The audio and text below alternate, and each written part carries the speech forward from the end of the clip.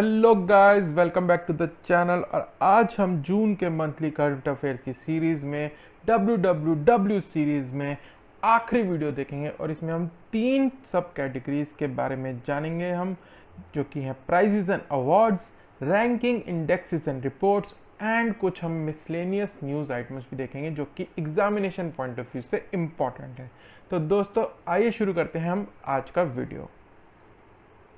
तो जैसा कि मैंने बताया, जो हम कैटेगरीज हमने डिवाइड करी थी करंट अफेयर्स की, उसमें आखिरी तीन कैटेगरीज देखेंगे हम, prizes and awards, ranking, indexes and reports and miscellaneous news items. तो आज हम किन किन न्यूज़ आइटम्स के बारे में डिस्कस करने वाले हैं, तो वो देख लेते हैं पहले फटाफट से। पुलित्जर प्राइज के बारे में जानेंगे हम, रिचर्ड डॉकिंस अवार्ड दिया गया है उसके बारे में जानेंगे, रैमन मैग्सेसे अवार्ड के बारे में जानेंगे, खेल रत्न एंड अर्जुन अवार्ड के नॉमिनेशंस दिए गए हैं उनके बारे में जानेंगे, और पद्मश्री के नॉमिनेशन के बारे में जानेंगे। फिर हम देखेंगे वर्ल्ड फूड प्राइज के बारे में, जो कि एक इंडियन ओरिजिन के पर्सन को दिया गया है इस साल। और फिर हम रैंकिंग्स वाले सेक्शन में आएंगे और स्टार्ट करेंगे NIRF रैंकिंग्स के बारे में जानेंगे, किन किन इंस्टीट्यूशंस को टॉप रैंकिंग दी गई है NIRF फ्रेमवर्क के अंडर, वो देखेंगे। फिर हम देखेंगे वर्ल्ड यूनिवर्सिटी रैंकिंग्स जो कि QS द्वारा दी जाती हैं, वर्ल्ड कॉम्पिटिटिवनेस इंडेक्स के बारे में जानेंगे, फूड सेफ्टी इंडेक्स के बारे में जानेंगे, मर्सर्स कॉस्ट ऑफ लिविंग सर्वे देखेंगे, वर्ल्ड की कॉस्टलीस्ट सिटीज के बारे में जानेंगे और इंडिया में कौन सी कॉस्टलीस्ट सिटी है वो भी देखेंगे, एनवायरमेंटल परफॉर्मेंस इंडेक्स के बारे में जानेंगे और इसमें इंडिया की क्या रैंक है इस साल वो भी देखेंगे, और वर्ल्ड ड्रग रिपोर्ट के बारे में एक ओवरव्यू लेंगे। आखिरी में हम जानेंगे इंटरनेशनल योगा डे के बारे में, और एक नई योगा यूनिवर्सिटी बनाई गई है, पहली योगा यूनिवर्सिटी इंडिया से बाहर बनाई गई है, उसके बारे में जानेंगे, उसका नाम क्या है और कहाँ बनाई गई है वो देखेंगे। फिर हम देखेंगे वर्ल्ड्स लार्जेस्ट कोविड सेंटर जो कि इनॉग्रेट किया गया है, उसके बारे में कुछ डिटेल्स देखेंगे। और लास्टली हम देखेंगे न्यू इंग्लिश प्रीमियर लीग के चैंपियंस कौन सा फुटबॉल क्लब बना है इस साल। तो ये है आज की न्यूज़ आइटम्स जो कि हम डिस्कस करने वाले हैं इस वीडियो के अंदर। तो आइए दोस्तों अब शुरू करते हैं। पहला टॉपिक देखते हैं पुलित्जर प्राइजेस। ये दिए गए हैं और कुछ इंडियंस को भी मिले हैं ये इस साल, तो देख लेते हैं किन किन को मिले हैं। तो मुख्तार खान, यासिन धर, चन्नी आनंद, ये तीन लोगों को दिए गए हैं ये पुलित्जर प्राइजेस, और ये AP के लिए काम करते हैं, यानी एसोसिएटेड प्रेस के लिए काम करते हैं और फोटो जर्नलिस्ट हैं। इनको जम्मू कश्मीर में, जो कि एब्रोगेट कर दिया गया था आर्टिकल 370 लास्ट ईयर, उसके बाद जो वहाँ पे सिचुएशन थी उसकी फोटोग्राफी के लिए इनको ये अवार्ड दिया गया है। तो तीन नाम इंपॉर्टेंट है, मुख्तार खान, यासिन दर एंड चन्नी आनंद। दो लोग और हैं, अनुश्री फडणवीस एंड अदनान अबीदी, इनको भी दिया गया है पुलित्जर प्राइज, पर ये डिफरेंट कैटेगरी में दिया गया। इनको ब्रेकिंग न्यूज फोटोग्राफी की कैटेगरी में मिला है। इनको किस लिए मिला है? हांगकांग के प्रोटेस्ट कवर करने के लिए मिला, जो हांगकांग में चाइना के अगेंस्ट प्रोटेस्ट हुए थे लास्ट ईयर, उसके लिए इन दोनों को मिला है। तो अब पहले तीन नाम ज्यादा इंपॉर्टेंट है, वो याद रख लीजिए। फिर इस अवार्ड के बारे में जान लेते हैं। ये दिया जाता है achievements in newspapers, magazine and online journalism, literature and musical composition, और ये USA में दिया जाता है और ये 1917 से दिया जा रहा है, जो कि जोसेफ पुलित्जर एक न्यूज़पेपर पब्लिशर थे, उनकी विल के अनुसार इसको हर साल दिया जाता है, और ये 21 कैटेगरी में दिए जाते हैं अवार्ड्स। तो ये है पुलित्जर प्राइजेस। अगला रिचर्ड डॉकिंस अवार्ड दिया गया है इस साल। किसको दिया गया? पिक्चर में देख ही सकते हैं, जावेद अख्तर जी को दिया गया है, और ये फर्स्ट इंडियन बन गए हैं जिनको कि ये अवार्ड दिया गया है। और ये किस लिए दिया जाता है? ये दिया जाता है कोई ऐसे डिस्टिंग्विश्ड पर्सन को जो कि साइंस से फील्ड से हो, एजुकेशन की फील्ड से हो, स्कॉलरशिप की फील्ड से हो, या एंटरटेनमेंट की फील्ड से हो, जो कि पब्लिकली सेकुलरिज्म की वैल्यूज को अपहोल्ड करे, जो कि सेकुलर एक वैल्यूज हैं उसको अपहोल्ड करे पब्लिकली, उस पर्सन को ये दिया जाता है। और इस साल जावेद अख्तर जी को दिया गया है, और ये दिया जाता है centre for inquiry in USA। तो ये USA में दिया जाता है ये भी अवार्ड। अगला रैमन मैग्सेसे अवार्ड। तो ये किस साल क्या हुआ था? कैंसिल कर दिया गया इस अवार्ड को ड्यू टू कोविड-19। तो ये इसको माना जाता है कि एशिया का नोबेल प्राइज है, और ये सिर्फ तीसरी बार है आखिरी 60 सालों में यानी कि 6 डेकेड्स में कि इसको कैंसिल करना पड़ा। तो आखिरी 2 दफ़ा कब कैंसिल हुआ था? 1970 में क्योंकि फाइनेंशियल क्राइसिस हो गए थे, और 1990 में जब फिलीपींस में एक अर्थक्वेक आ गया था। और ये अवार्ड नेम किया गया है फिलीपींस के एक्स प्रेसिडेंट जो कि एक मारे गए थे प्लेन क्रैश में 1957 में, और ये ऑनर करता है spirit of selfless service to the people of Asia. Asia के अंदर जो सेल्फलेस पीपल की सर्विस दिखाते हैं उन लोगों को ये दिया जाता है। और इसके पॉपुलर अवार्डीज में से एक है मदर टेरेसा को दिया गया था ये, और 2019 में रवीश कुमार जी को दिया गया था जो कि इंडियन जर्नलिस्ट हैं, इनको दिया गया था for giving voice to the voiceless. तो ये पूछा जा सकता है कि 2019 में किसको दिया गया था इंडिया से? तो रवीश कुमार जी को दिया गया था। खेल रत्न अवार्ड नॉमिनेशन, तो खेल रत्न अवार्ड के कुछ नॉमिनेशंस मंगाए गए थे, तो किन खिलाड़ियों को नॉमिनेट किया गया है अलग अलग स्पोर्ट्स में से, वो देख लेते हैं। तो क्रिकेट से नॉमिनेट किया गया है रोहित शर्मा जी को। बॉक्सिंग में 3 लोगों को नॉमिनेट किया गया है, अमित पंघल, विकास कृष्णन एंड के श्रीकांत। थोड़ा सा गलत लिख दिया है, एक्चुअली ये सिर्फ के श्रीकांत जी जो हैं ये बैडमिंटन के खिलाड़ी हैं, हम आगे देखेंगे कि इनको बैडमिंटन के उससे नॉमिनेट किया गया है। तो बॉक्सिंग से 2 हैं, अमित पंघल और विकास कृष्णन। रेसलिंग से दिया गया है विघ्नेश फोकट को नॉमिनेट। एथलेटिक्स से किया गया है नीरज चोपड़ा जो कि जैवलिन थ्रोअर है इंडिया के। ये 2018 के जो एशियन गेम्स हुए थे जकार्ता में, उसके अंदर इनको फ्लैग बियरर बनाया गया था इंडिया की तरफ से ओपनिंग सेरेमनी में।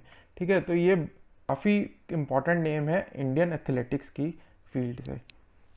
फिर हिमा दास जी, ये तो आप जानते ही हैं, इनको भी नॉमिनेट किया गया है खेल रत्न अवार्ड के लिए। इनको आप जानते हैं कि इनको नाम किया गया है ढींग एक्सप्रेस। तो ये भी क्वेश्चन पूछा जा चुका है ऑलरेडी एग्जाम्स में कि ढींग एक्सप्रेस कौन है, DHING। तो हिमा दास हैं ढींग एक्सप्रेस। बैडमिंटन से जैसे कि मैंने आपको बताया कदाम्बी श्रीकांत जी को नॉमिनेट किया गया है। टेबल टेनिस से मनिका बत्रा को नॉमिनेट किया गया है, और हॉकी से रानी रामपाल जो कि इंडिया की कैप्टन रह चुकी हैं, उनको नॉमिनेट किया गया है राजीव गांधी खेल रत्न अवार्ड के लिए। अर्जुना अवार्ड नॉमिनेशन देख लेते हैं। क्रिकेट से ईशांत शर्मा को नॉमिनेट किया गया है, शिखर धवन को नॉमिनेट किया गया है, दीप्ति शर्मा जो कि वुमेन्स टीम से हैं उनको नॉमिनेट किया गया। हॉकी में वंदना कटारिया, मोनिका, इन दोनों को नॉमिनेट किया गया है, और मेंस हॉकी से हरमनप्रीत सिंह, इनको नॉमिनेट किया गया है अर्जुना अवार्ड्स के लिए। तो इन अवार्ड्स के लिए जान लेते हैं थोड़ी बहुत इंफॉर्मेशन। तो राजीव गांधी खेल रत्न अवार्ड ये है highest sporting honour in India. तो ये राजीव गांधी जी के नाम पे दिया जाता है अवार्ड, ये हाईएस्ट स्पोर्टिंग ऑनर है इंडिया का। और ये ministry of youth affairs and sports देती है for spectacular performance in field of sports over the period of 4 years at international level. तो पिछले 4 साल में इंटरनेशनल लेवल पे जो अच्छा खेल के आए हैं उनको नॉमिनेट किया जाता है, और उन्हीं में से ये अवार्ड दिया जाता है। इसके अंदर क्या होता है, एक मेडालियन होता है, एक सर्टिफिकेट होता है, और कैश प्राइज होता है 7.5 लाख रुपीज का। तो इसके कुछ इंपॉर्टेंट रेसिपिएंट्स के बारे में जान लेते हैं जिनको ये मिल चुका है। तो पहला रेसिपिएंट थे विश्वनाथन आनंद जी, ये आप जानते ही होंगे, चेस की फील्ड से आते हैं। 1991-92 में इनको अवार्ड मिला था, ये पहले रेसिपिएंट थे विश्वनाथन आनंद। और यंगेस्ट रेसिपिएंट कौन है इसके, अभिनव बिंद्रा, ये शूटिंग से आते हैं आपको पता होगा, और ये 2001 में इनको दिया गया था। ये यंगेस्ट रेसिपिएंट है राजीव गांधी खेल रत्न अवार्ड के। और फर्स्ट वुमेन रेसिपिएंट कौन थी, कर्नम मलेश्वरी, ये 1995 में इनको दिया गया था, और ये फर्स्ट इंडियन वुमेन थी जिन्होंने मेडल जीता था ओलंपिक्स के अंदर। ये आती हैं वेट लिफ्टिंग से, तो आप इनका नाम याद रख सकते हैं, कर्नम मलेश्वरी। और लास्ट ईयर ये क्वेश्चन पूछा गया था UPPCS में कि दीपा मलिक जिनको कि खेल रत्न अवार्ड दिया, ये कौन सी फील्ड से आती हैं। तो ये एथलेटिक्स की फील्ड से आते हैं, इनको पैरा ओलंपिक्स में मेडल मिला था। तो दीपा मलिक एंड बजरंग पुनिया को लास्ट ईयर अवार्ड्स मिले थे राजीव गांधी खेल रत्न अवार्ड। तो बजरंग पुनिया आते हैं रेसलिंग से, दीपा मलिक एथलेटिक्स से। अब अर्जुना अवार्ड के बारे में जान लेते हैं कुछ। ये भी दिया जाता है ministry of youth affairs and sports, government of India, to recognise outstanding achievement in sports. और ये 1961 में स्टार्ट किया गया था, और इसके अंदर कैश प्राइज दिया जाता है 5 लाख रुपीज का, और एक ब्रोंज स्टैच्यू होती है अर्जुना की, ये आप पिक्चर में देख सकते हैं, और एक स्क्रोल दिया जाता है। इसके 2019 में 19 विनर्स थे इसके अंदर, और अर्जुना और खेल रत्न अवार्ड नेशनल स्पोर्ट्स डे पे दिए जाते हैं हर साल। तो अब ये याद रख सकते हैं कि कब दिए जाते हैं। और हमारा नेशनल स्पोर्ट्स डे होता है 29 अगस्त। और उस दिन स्पेशल क्या होता है कि क्यों मनाया जाता है 29 अगस्त को? क्योंकि ये बर्थ एनिवर्सरी होती है मेजर ध्यानचंद की। तो ये हॉकी से आते हैं मेजर ध्यानचंद, इनकी बर्थ एनिवर्सरी को सेलिब्रेट करता है नेशनल स्पोर्ट्स डे। अब पद्मश्री नॉमिनेशन, इसके बारे में जान लेते हैं। ऑल इंडिया फुटबॉल फेडरेशन ने रेकमेंड किया है आई.एम. विजयन को फॉर पद्मश्री। तो ये कंट्री का 4th हाईएस्ट सिविलियन अवार्ड है। और आई.एम. विजयन को दिया गया था अर्जुन अवार्ड 2003 में। और ये जो पद्मश्री है ये 4th हाईएस्ट सिविलियन अवार्ड है इंडिया का, आफ्टर भारत रत्न, पद्म विभूषण एंड पद्म भूषण। और ये हर साल गवर्नमेंट ऑफ इंडिया अवार्ड करती है on Republic day. Padma awards के बारे में जान लेते हैं। ये 1954 में इंस्टीट्यूट किए गए थे। पद्म का मतलब होता है लोटस और श्री का मतलब होता है ऑनर, मिस्टर या मिसेज, एक सैल्यूटेशन। और ये दिए जाते हैं सिटीजन्स ऑफ इंडिया को generally for contribution in spheres of activity like arts, education, industry, literature, science, sports, medicine, social service and public affairs. इसमें जो एक्सेल करते हैं लोग वो इसके लिए एलिजिबल होते हैं। और कुछ ऐसे लोगों को भी दिए गए हैं जो सिटीजन्स नहीं है इंडिया के, बट उन्होंने इंडिया में कंट्रीब्यूट करा है वेरियस वेज में, तो उन लोगों को भी दिए गए हैं ये पास्ट में। अब आ जाते हैं लास्ट टॉपिक प्राइजेस वाले सेगमेंट के, वर्ल्ड फूड प्राइज। तो ये आप पिक्चर में देख रहे हैं, इनको दिया गया है वर्ल्ड फूड प्राइज। तो पहले फूड प्राइज के बारे में जान लेते हैं, फिर जानेंगे ये है कौन। तो वर्ल्ड फूड प्राइज जो है वो बनाया गया था नॉर्मन बोरलॉग इन 1986। तो नॉर्मन बोरलॉग एक नोबेल पीस प्राइज के विनर रह चुके हैं और इन्होंने बनाया था वर्ल्ड फूड प्राइज 1986 में to recognise scientist and others जो कि वर्क करते हैं improved quality and availability of food. Food की क्वालिटी को इंप्रूव करने के लिए वर्क करते हैं या फूड की अवेलेबिलिटी को बढ़ाने के लिए वर्क करते हैं, उन साइंटिस्ट को दिया जाता है। तो ये फाउंडेशन अवार्ड करती है।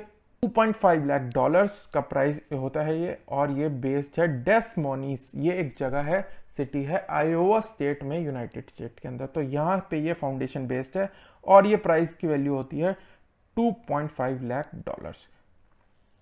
और इसको माना जाता है नोबेल प्राइज ऑफ एग्रीकल्चर। तो हमने जाना आज कि नोबेल प्राइज ऑफ एशिया किसको माना जाता है, रेमन मैग्सेसे अवार्ड को, और नोबेल प्राइज इन एग्रीकल्चर है वर्ल्ड फूड प्राइज। और अब आते हैं हम कि किसको मिला है, soil scientist Ratan Lal wins the world food prize. तो ये रतन लाल जी हैं, ये सॉइल साइंटिस्ट हैं जो कि इंडिया के साइंटिस्ट हैं और ये अब यूएस सिटीजन है, तो इंडो अमेरिकन है ये। इनको इस बार ये प्राइज दिया है रतन लाल। ये इंपॉर्टेंट नेम बन जाता है, ये आपको याद रखना है। और ये पंजाब एग्रीकल्चर यूनिवर्सिटी के एल्यूमिनस हैं एंड एक एग्रीकल्चर साइंटिस्ट हैं। इन्होंने वर्क किया था जीरो टिल फार्मिंग और क्रॉप रेसिड्यूज, मल्चिंग, इस एग्रोफॉरेस्ट्री, इन सब को यूज करके डिग्रेडेड सॉइल जो है उसके अंदर हम ऑर्गेनिक मैटर कैसे इंक्रीज कर सकते हैं जिससे कि एटमॉस्फेरिक कार्बन है वो हम एब्जॉर्ब कर सके सॉइल के अंदर। तो इस फील्ड में इन्होंने काम किया था, इसलिए इनको मिला है world food prize. Scientist Ratan Lal ji को मिला है वर्ल्ड फूड प्राइज। अब आ जाते हैं हम अगले सेगमेंट पे, रैंकिंग्स, इंडेक्सेस एंड रिपोर्ट्स। तो ये देख लेते हैं फटाफट, NRIF रैंकिंग्स। ये हम देख लेते हैं कि ये क्या है और किसको बेस्ट इंस्टीट्यूट्स का अवार्ड मिला इस बारी। तो यूनियन HRD मिनिस्टर ने वर्चुअली रिलीज की India ranking for 2020 for higher educational institution. तो हायर एजुकेशनल इंस्टीट्यूशंस को दिए जाते हैं ये अवार्ड्स, और इस बारी ये अलग 10 कैटेगरीज के अंदर दिए गए हैं, 10 अलग अलग कैटेगरीज के अंदर। इस साल एक नई कैटेगरी ऐड कर दी गई थी डेंटल कॉलेजेस की, और वरना ये 9 कैटेगरीज में दिए जाते हैं। तो देख लेते हैं कौन कौन विनर रहा किस कैटेगरी में हायर एजुकेशनल इंस्टीट्यूट्स के। लेकिन आप मुझे कमेंट्स में जरूर बताइएगा यूनियन HRD मिनिस्टर कौन है एट प्रेजेंट। तो IIT मद्रास को दिया गया है first position in overall ranking and engineering college. तो ये नाम बहुत इंपॉर्टेंट है, IIT मद्रास ओवरऑल कैटेगरी में और इंजीनियरिंग की कैटेगरी में सबसे ऊपर रहा IIT मद्रास। तो ये बहुत इंपॉर्टेंट है, ये याद रखना है, IIT Madras. Next, Indian institute of science IISc Bengaluru को मिला है टॉप यूनिवर्सिटी लिस्ट में। तो टॉप रहा है यूनिवर्सिटी की कैटेगरी में IISc बेंगलुरु। मैनेजमेंट की कैटेगरी में रहा है IIM अहमदाबाद। एम्स रहा है टॉप पे मेडिकल कैटेगरी में, 3 साल लगातार हो गए हैं ये टॉप रहा है इस कैटेगरी में। और मिरांडा हाउस कॉलेज दिल्ली में जो है वो उसको मिली है फर्स्ट पोजीशन इन कॉलेजेस, और ये भी तीसरे साल लगातार टॉप पे आया है कॉलेजेस की कैटेगरी में। तो ये आप सारे एक बार देख लीजिए, इंपॉर्टेंट है एग्जामिनेशन पॉइंट ऑफ व्यू से। मौलाना आजाद डेंटल कॉलेज, इसको मिला है इन द डेंटल कैटेगरी। तो पहली बारी डेंटल कैटेगरी इंट्रोड्यूस की गई थी NRIF रैंकिंग्स के अंदर, लेकिन नेशनल इंस्टीट्यूट रैंकिंग फ्रेमवर्क जो है मिनिस्ट्री ऑफ HRD का, उसका जो रैंकिंग थी इसमें पहली बार इंट्रोड्यूस की गई थी, और इसके अंदर मौलाना Azad institute of dental sciences को मिला है first rank in the dental category. तो ये इंपॉर्टेंट है क्योंकि ये पहली बार दिया गया है, तो इसीलिए इंपॉर्टेंट बन जाता है। तो डेंटल कैटेगरी और Maulana Azad institute of dental sciences. Pharmacy की कैटेगरी में जामिया हमदर्द को दिया गया है, आर्किटेक्चर में दिया गया IIT खड़गपुर को, और national law school of India university Bengaluru रहा first in the law category. तो इस साल 10 कैटेगरीज थी, उसमें दिया गया है। और रैंकिंग क्या होती है, ये बेसिकली ये रैंकिंग्स कैलकुलेट की जाती हैं, एक सेट क्राइटेरिया होता है, अलग अलग कैटेगरीज होती हैं, उसके अकॉर्डिंगली उनको पॉइंट्स दिए जाते हैं हर कैटेगरी में, और टोटल उसका करके रैंकिंग दी जाती है। और ये इससे हमें पता चल जाता है कि किस इंस्टीट्यूट में क्या लैकिंग है, जिस कैटेगरी में उसको कम नंबर मिलेंगे, और उसको फ्यूचर में उसमें उस कैटेगरी में वर्क करना है। तो इन इंस्टीट्यूट्स की जो रैंकिंग होती है वो इन 5 पैरामीटर्स पे होती हैं। तो ये देख लेते हैं एक बारी, टीचिंग लर्निंग एंड रिसोर्सेज कैसे हैं, टीचिंग एंड लर्निंग रिसोर्सेज कैसे हैं किसी इंस्टीट्यूट के, रिसर्च एंड प्रोफेशनल प्रैक्टिस कितनी होती है उस इंस्टीट्यूट के अंदर, ग्रेजुएशन आउटकम्स क्या हैं, जो स्टूडेंट्स पास होते हैं उनके क्या आउटकम्स रहते हैं, और ये आउटरीच कितनी है इन इंस्टीट्यूट्स की, और इंक्लूसिविटी कितनी है, यानी असली परसेप्शन क्या है इस इंस्टीट्यूट के बारे में, एक पर्टिकुलर इंस्टीट्यूट के बारे में स्टूडेंट्स के माइंड में या पेरेंट्स के माइंड में। तो वो भी एक फैक्टर है इस रैंकिंग के अंदर। और इनका टोटल मार्क्स कैलकुलेट किए जाते हैं इन 5 पैरामीटर्स के अंदर। तो इससे हमें पता चल जाता है कि किस कैटेगरी में एक कोई इंस्टीट्यूट लैक कर रहा है, और उस इंस्टीट्यूट को उस डायरेक्शन में वर्क करने के लिए मोटिवेशन मिलती है, और उस डायरेक्शन को वो इम्प्रूव करने की कोशिश करते हैं ईयर ऑन ईयर। और इससे रिलेटेड फैक्ट NTA यानी कि नेशनल टेस्टिंग एजेंसी जो है उसने लॉन्च की है नेशनल टेस्ट अभ्यास ऐप। तो ये एक नई ऐप लॉन्च की गई है NTA द्वारा, और ये किस लिए है, जो JEE और नीट के स्टूडेंट्स हैं वो ऑनलाइन प्रैक्टिस कर सकते हैं, जो क्योंकि कोविड की वजह से कुछ ऑनलाइन किया जा रहा है, एजुकेशन भी ऑनलाइन प्रमोट की जा रही है। तो ये NTA द्वारा एक नई ऐप बनाई गई है नेशनल टेस्ट अभ्यास। तो टेस्ट का अभ्यास यानी टेस्ट की प्रैक्टिस के लिए ये ऐप बनाई गई है। अगला देख लेते हैं QS rankings. Quacquarelli Symonds world university rankings release की गई हैं, QS रैंकिंग्स बोलते हैं इनको, और इसमें 3 इंडियन इंस्टीट्यूट्स हैं जो कि टॉप 200 में आए हैं, बट टॉप 100 में हमारा कोई भी इंस्टीट्यूट नहीं है वर्ल्ड यूनिवर्सिटी रैंकिंग्स के अंदर। तो कौन कौन से इंस्टीट्यूट हैं इंडिया के जो इसमें आए हैं, और टॉप में कौन रहा ये देख लेते हैं, ये इंपॉर्टेंट हो जाते हैं। तो IIT बॉम्बे रहा 172 रैंक पे, जो कि इंडिया की बेस्ट प्लेस्ड कोई इंस्टीट्यूशन रही इस रैंकिंग में। तो IIT बॉम्बे, फिर सेकेंड रहा IISc बेंगलुरु जो कि 185th रैंक पे रहा, और तीसरा रहा IIT दिल्ली जो कि 193 रैंक पे रहा। और लास्ट ईयर में IISc बेंगलुरु और IIT दिल्ली की रैंकिंग नीचे गिरी है, और सिर्फ IIT बॉम्बे इंप्रूव हुआ है, और ये टॉप इंस्टीट्यूट रहा इंडिया की तरफ से at 172nd position in the world competitiveness index. ये देख लेते हैं क्या है, इंडिया की रैंक रही 43rd पे ही, जो कि पिछले साल भी सेम थी, और ये 63 कंट्रीज में से 43rd पोजीशन पे रहा। तो ये इंपॉर्टेंट है 43rd पोजीशन, ये पूछा जाता है, ये इंपॉर्टेंट एक इंडेक्स है, ये आपको ध्यान से देखना है। तो 43rd पोजीशन रही वर्ल्ड कम्पिटिटिवनेस इंडेक्स में, जिसको कंपाइल करता है institute of management and development IMD। ये पूछा जाएगा कौन सा institute world competitiveness index release करता है, IMD institute for management development. और इसमें फर्स्ट कौन रहा, सिंगापुर जो रही वो फर्स्ट रही इस रैंकिंग के अंदर, डेनमार्क सेकंड रही, और स्विट्जरलैंड थर्ड। तो ये कंट्रीज को रैंक करता है बेस्ड ऑन इकोनॉमिक कम्पिटिटिवनेस की। इसको आपको कंफ्यूज नहीं करना है ग्लोबल कम्पिटिटिवनेस रिपोर्ट GCR से, वो अलग है, ये WCI है वर्ल्ड कम्पिटिटिवनेस इंडेक्स। जो GCR है ग्लोबल कम्पिटिटिवनेस रिपोर्ट, वो रिलीज करता है वर्ल्ड इकोनॉमिक फोरम, और उसके अंदर इंडिया की 2019 में पोजीशन थी 68 आउट ऑफ 141 नेशन, और उसमें भी सिंगापुर फर्स्ट था। तो दो आपको मैंने बता दिए, WCI और GCR। अगला फूड सेफ्टी इंडेक्स। तो on the occasion of world food safety day जो कि जून 7 को था, तो वर्ल्ड फूड सेफ्टी डे कब मनाया जाता है? जून 7 को, 2 दिन बाद वर्ल्ड एनवायरनमेंट डे के, जो कि हम जून 5 को मनाते हैं। और इसके अंदर FSSAI ने एक रैंकिंग रिलीज करी है स्टेट्स की फॉर लास्ट ईयर। तो पिछले साल के बेसिस पे एक रैंकिंग रिलीज करी है FSSAI यानी food safety and standards authority of India ने। इसमें देख लेते हैं क्या रहा। के अंदर फूड सेफ्टी के 5 पैरामीटर्स के बेसिस पे इनको रैंक किया गया है, जो कि है human resources and institutional data, compliance, food testing facility, training and capacity building and consumer empowerment. In 5 basis के ऊपर ये रैंकिंग रिलीज की गई है। ये इंपॉर्टेंट नहीं है, इंपॉर्टेंट क्या है अब बताता हूँ कि कौन सी स्टेट टॉप पे रही। तो टॉप पे रही इस रैंकिंग के अंदर गुजरात, तमिलनाडु एंड महाराष्ट्र, इस ऑर्डर के अंदर। तो गुजरात रही फर्स्ट पोजीशन पे और स्मॉलर स्टेट्स के अंदर रही गोवा टॉप पे। तो ये आपको याद करनी है, गुजरात, तमिलनाडु, महाराष्ट्र इस सीक्वेंस में, then Goa, Manipur and Meghalaya in smaller states. ठीक है, ये इंपॉर्टेंट है। और इसकी थीम क्या है इस बारी? Food safety is everyone's business. Food safety जो है वो हर किसी का काम है, फूड सेफ्टी इंश्योर करना। नेक्स्ट, मर्सर्स कॉस्ट ऑफ लिविंग सर्वे, ये देख लेते हैं क्या है। तो मुंबई जो है इस कॉस्ट ऑफ लिविंग सर्वे में सबसे एक्सपेंसिव सिटी रही इंडिया के अंदर। तो आपको 2 चीजें मुंबई से याद करनी है। IIT बॉम्बे टॉप पे रही इंडिया की तरफ से QS world rank university rankings में, और मुंबई ही रही कॉस्टलीस्ट सिटी इन इंडिया, जो कि वर्ल्ड में 60th पोजीशन में रही, followed by Delhi at 101 position and Chennai at 143। Globally सबसे एक्सपेंसिव सिटी रही हांगकांग, नंबर 1 पे रही, जो कि आपको मैंने स्काईलाइन दिखा रखी है हांगकांग की। सेकंड रही अशफगाट, तुर्कमेनिस्तान की कैपिटल, ये सेकंड कॉस्टली सिटी रही वर्ल्ड की। और थर्ड पे रही टोक्यो। तो फर्स्ट इंपॉर्टेंट है इसमें, सब फर्स्ट याद कर लीजिए, मुंबई फर्स्ट रही इंडिया में और हांगकांग रही वर्ल्ड के अंदर।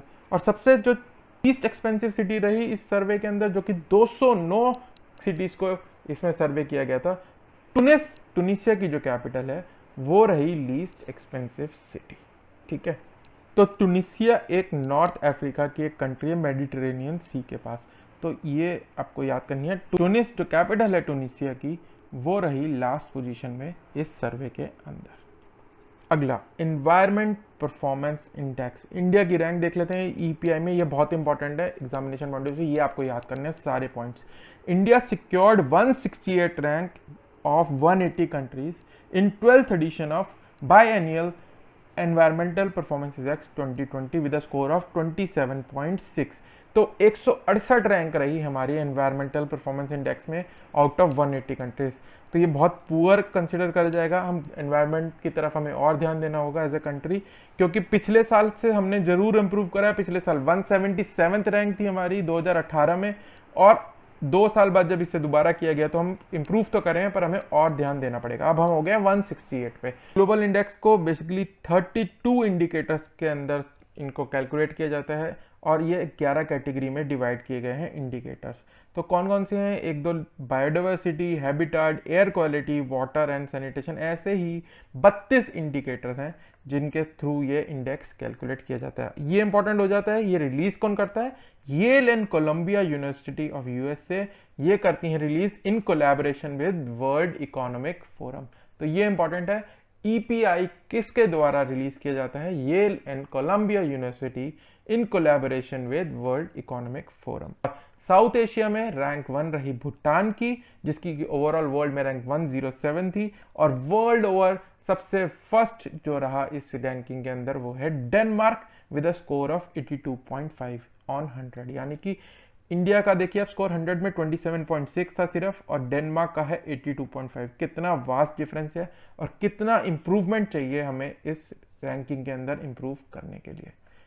लास्ट देख लेते हैं इस सेगमेंट में, वर्ल्ड ड्रग रिपोर्ट 2020। तो ये रिलीज की गई थी United Nations office on drug and crime द्वारा, और इसमें इस साल फोकस रहा कि कैसे कोविड का इम्पैक्ट रहा इलीगल ड्रग ट्रैफिकिंग पे और कंजम्पशन पैटर्न्स पे।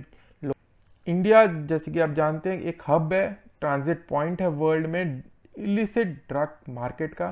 क्यों है ये थोड़ा स्टैटिक्स पार्ट है, वो मैं आपको बता देता हूँ। जो आप मैप में देख रहे हैं, गोल्डन क्रीसेंट और गोल्डन ट्रायंगल, ये 2 इंपॉर्टेंट हब्स हैं ड्रग्स के, ओपीएम प्रोडक्शन के इंडिया के पास। तो कौन कौन से? Golden crescent, Afghanistan, Iran and Pakistan, जो कि हमारे नॉर्थ वेस्ट में है, ये क्रीसेंट की शेप में है कंट्रीज। तो ये है हमारा गोल्डन क्रीसेंट, यहाँ पे ओपियम प्रोड्यूस किया जाता है और इंडिया के थ्रू इसको वर्ल्ड ओवर भेजा भी जाता है। दूसरा है हमारे साउथ ईस्ट में गोल्डन ट्रायंगल, इसमें कौन कौन सी कंट्रीज है? Myanmar, Laos and Thailand. तो ये 3 कंट्रीज जो हैं ये गोल्डन ट्रायंगल बनाती हैं, ये ओपियम बनाती भी हैं और डिस्ट्रीब्यूट भी करती हैं यूएस और यूरोप में through new Delhi and Aedes अबाबा। Aedes अबाबा जो है वो कैपिटल है इथियोपिया की। तो ये इन कंट्रीज द्वारा दोनों तरफ से इंडिया में लाया जाता है और इंडिया के थ्रू इसको वर्ल्ड ओवर डिस्ट्रीब्यूट किया जाता है थ्रू अफ्रीकन रूट। ये एक प्रोमिनेंट रूट है इलीगल ड्रग ट्रैफिकिंग का वर्ल्ड ओवर में, न्यू दिल्ली एडिस अबाबा। ठीक है, अब आ जाते हैं कुछ मिसलेनियस टॉपिक्स, फटाफट से देख लेते हैं लास्ट में। तो इंटरनेशनल योगा डे सेलिब्रेट किया गया था, ये आपको सबको ही पता होगा कि कब बनाया जाता है। 2015 से बनाया जा रहा है हर साल ऑन 21 जून एवरी ईयर। 21 जून को ये बनाया जाता है, सेलिब्रेट किया जाता है वर्ल्ड ओवर। तो पीएम मोदी ने सजेस्ट किया था यूनाइटेड नेशंस जनरल असेंबली की स्पीच में इन 2014 की हमें एक योगा डे बनाना चाहिए 21 जून को। और 21 जून उन्होंने इसलिए सजेस्ट करा था कि ये एक इम्पॉर्टेंट डे भी है वर्ल्ड ओवर और ये लॉन्गेस्ट डे भी होता है नॉर्दर्न हेमिस्फीयर के अंदर। इस साल की थीम क्या रही? Yoga for health, yoga at home. तो थीम बहुत इंपॉर्टेंट है इस साल की, yoga for health, yoga at home. तो कोविड की वजह से हमें घर पे ही करना है सब कुछ, तो अब इसलिए इसको आप ऐसे याद कर सकते हैं, yoga for health, yoga at home. और ये किसके अंडर आता है? मिनिस्ट्री ऑफ आयुष के अंडर। और आयुष की फुल फॉर्म क्या है? आयुर्वेदा, योगा, नेचुरोपैथी, यूनानी, सिद्धि एंड होम्योपैथी। तो ये 5 कंपोनेंट्स हैं आयुष के। तो मिनिस्ट्री ऑफ आयुष की ये फुल फॉर्म है, तो इसी के अंडर आता है योगा, वाई फॉर योगा। योगा जो वर्ड है वो डिराइव किया गया संस्कृत से और इसका मतलब है टू ज्वाइन या यूनाइट, किसको? बॉडी को विद कॉन्शियसनेस। तो yoga means union of body and consciousness. और इससे रिलेटेड फैक्ट आपको बता देता हूँ, 2018 के अंदर कोटा जो सिटी थी वो Guinness book of world records में आ गई। किस लिए? क्योंकि 1 लाख से ज्यादा लोग एक जगह पे इकट्ठे हुए थे योगा परफॉर्म करने के लिए on the international yoga day. तो कोटा सिटी आपको याद रखनी है, राजस्थान के अंदर है ये, जो कि वर्ल्ड रिकॉर्ड इन्होंने बनाया था, largest gathering of people performing yoga at one place. अब इससे रिलेटेड एक और न्यूज है, वर्ल्ड फर्स्ट योगा यूनिवर्सिटी ये हुई है शुरू इंडिया से बाहर। तो world first yoga university outside of India, India से बाहर जो पहली वर्ल्ड की योगा यूनिवर्सिटी बनाई गई है वो बनाई गई है लॉस एंजलिस यूएसए में। और ये प्रोग्राम्स ऑफर करेगी scientific principles and modern research approaches to Indian practice of yoga. इसके अंदर ये प्रोग्राम्स ऑफर करेगी। इस यूनिवर्सिटी का नाम क्या रखा गया और किस एमिनेंट पर्सनैलिटी पे रखा गया ये देख लेते हैं। विवेकानंदा योगा यूनिवर्सिटी, इसको बोला गया शॉर्ट फॉर्म में वायु, इस यूनिवर्सिटी का नाम है ये। तो विवेकानंद जी के ऊपर, स्वामी विवेकानंद जी के ऊपर इसका नाम रखा गया है यूनिवर्सिटी का। तो ये लॉस एंजलिस में खुली है और इसका नाम है वायु। वर्ल्ड रिफ्यूजी डे ऑब्जर्व किया जाता है हर साल ऑन 20 जून। तो योगा वाला दिन 21 जून और एक दिन पहले रिफ्यूजी डे, तो ये बनाया जाता है 20 जून को। और इस साल की थीम थी एवरी एक्शन काउंट्स, हर एक्शन काउंट किया जाएगा, ये थी इसकी थीम। और ये किस लिए बनाया जाता है? टू ऑनर ऑल रिफ्यूजीज, और उनके बारे में अवेयरनेस रेस करने के लिए और उनके लिए सपोर्ट गैदर करने के लिए थ्रू आउट द वर्ल्ड। तो world refugee day 20 June and theme every action counts. और ये यूनाइटेड नेशंस की कौन सी एजेंसी के अंडर है? United Nations high commissioner of refugees UNHCR के अंदर। इसका हेडक्वार्टर कहाँ है? जिनीवा, स्विट्जरलैंड में। ये थे वर्ल्ड रिफ्यूजी डे से related facts. Shyama Prasad Mukherjee port trust, एक पोर्ट है कोलकाता पोर्ट ट्रस्ट, उसको रीनेम कर दिया गया है श्यामा प्रसाद मुखर्जी पोर्ट ट्रस्ट। तो ये एक न्यूज थी, मैंने आपको शेयर कर दी। Sardar Patel covid care centre and hospital, ये वर्ल्ड का लार्जेस्ट कोविड केयर फैसिलिटी बनाई गई है दिल्ली के अंदर। तो ये इंपॉर्टेंट है कि किस पर्सनैलिटी पे ये नाम दिया गया है, सरदार पटेल जी के ऊपर ये नाम रखा गया है। और इसको इनॉग्रेट किया गया है दिल्ली के अंदर एट राधा स्वामी सत्संग व्यास इन छतरपुर एरिया। तो ये नाम याद करना है आपको, और ये दिल्ली में है। इसको इनॉग्रेट किया गया था lieutenant governor of Delhi Anil Baijal ji द्वारा, और इसके अंदर 10,000 बेड बनाए गए हैं सिर्फ 10 दिन के अंदर, और ये आइसोलेशन सेंटर बनाया गया है for mild and asymptomatic Covid patient. तो वर्ल्ड की लार्जेस्ट कोविड केयर फैसिलिटी बनाई गई है दिल्ली के अंदर, जिसका कि नाम रखा गया है Sardar Patel covid care centre and hospital. अब कुछ और मिसलेनियस न्यूज़ देख लेते हैं। ICC saliva ban. तो आईसीसी ने कुछ चेंजेस लाए हैं प्लेइंग कंडीशंस के अंदर। जो अभी दोबारा क्रिकेट शुरू हुई है इंटरनेशनल लेवल पे इंग्लैंड में, उसके अंदर कुछ चेंजेस के साथ इसको शुरू किया गया है। तो कुछ इससे रिलेटेड फैक्ट देख लेते हैं कि सबसे पहले आईसीसी ने जो बॉल पे लोग सलाइवा यूज़ करते थे अपना चमकाने के लिए, बॉल को स्विंग हो जिससे बॉल, उस पर बैन लगा दिया आईसीसी ने। और ये किस कमेटी की रिकमेंडेशन पे था ये पूछा जा सकता है। अनिल कुंबले कमेटी, अनिल कुंबले जी द्वारा, जो कि इंडियन लेग स्पिनर थे, इंडियन टेस्ट कैप्टन रह चुके हैं, वो इस कमेटी को हेड कर रहे थे। उन्होंने ये रिकमेंडेशंस दी हैं कि सलाइवा बैन होगा। इसके रिलेटेड और क्या क्या बैन हुए, चेंजेस लाए गए हैं। कोविड सब्सिट्यूट्स अलाउड किए जाएंगे। किसी अगर प्लेयर को सिम्टम है कोविड के तो उसको सब्सिट्यूट करा जा सकता है प्लेइंग 11 में। एडिशनल डिसीजन रिव्यूज दिए जाएंगे, जो कि थर्ड अंपायर को रेफर करने की जो टीम्स की पावर है उसमें एडिशन किए जाएंगे। और एडिशनल लोगोस अलाउ किए गए हैं किट्स के ऊपर। टेस्ट क्रिकेट में भी आप लोगोस लगा सकते हैं। पहले सिर्फ वाइट होनी चाहिए थी यूनिफॉर्म आपकी, आप उस पर लोगो नहीं लगा सकते थे, अब आप एडिशनल लोगोस लगा सकते हैं टेस्ट मैच में भी। Liverpool crowned the EPL champions for 2019-2020। तो जब फुटबॉल दोबारा शुरू हुई इंग्लैंड के अंदर, इंग्लिश प्रीमियर लीग, तो लिवरपूल फुटबॉल क्लब जो है वो बन गया है इस साल का ईपीएल चैंपियन। तो ये पूछा जा सकता है कि कौन है चैंपियन ईपीएल का। लिवरपूल फुटबॉल क्लब बना है ईपीएल का चैंपियन, और इसका होम स्टेडियम है एनफील्ड में। मैनेजर है जर्गन क्लॉप। लास्ट न्यूज आज की, Indian umpire Nitin Menon inducted into ICC elite panel for 2021 season. तो इस सीजन अपकमिंग टेस्ट क्रिकेट के सीजन में एक एलीट पैनल होता है आईसीसी क्रिकेट अंपायर्स का, उसके अंदर जगह मिल गई है नितिन मेनन, जो कि फोटो में आप देख सकते हैं इनको, इंडिया को जो रिप्रेजेंट करते हैं, ये बन गए हैं आईसीसी एलीट अंपायर। ये थर्ड अंपायर है इंडिया की तरफ से जो एलीट पैनल में अब तक आए हैं। पहले थे वेंकट राघवन, जो कि Indian former player, test player भी रह चुके हैं, और एस रावी, ये थे दूसरे जो कि एलीट पैनल के मेंबर थे। तो लेटेस्ट कौन बने? नितिन मेनन। तो दोस्तों ये थी हमारी पहली सीरीज करंट अफेयर्स के ऊपर, जिसमें कि हमने वीडियोस के माध्यम से देखा जून के करंट अफेयर्स को। और दोस्तों अगर आपको ये पसंद आई है तो प्लीज़ इस वीडियो को लाइक कर दीजिए एंड शेयर कर दीजिए अपने दोस्तों के साथ, जिससे कि वो भी इस सीरीज़ का लाभ उठा सकें। तो दोस्तों अगर आप नए हैं चैनल पे तो प्लीज़ इसे सब्सक्राइब कर दीजिए एंड बेल आइकन को हिट कर दीजिए, जिससे कि आपको आने वाले ऐसे ही वीडियोस की नोटिफिकेशंस मिलती रहे। तो दोस्तों अब हम मिलेंगे अगली इंस्टॉलमेंट में WWW सीरीज की, जिसमें कि हम देखेंगे जुलाई से रिलेटेड करंट अफेयर्स। तब तक के लिए bye bye and happy learning.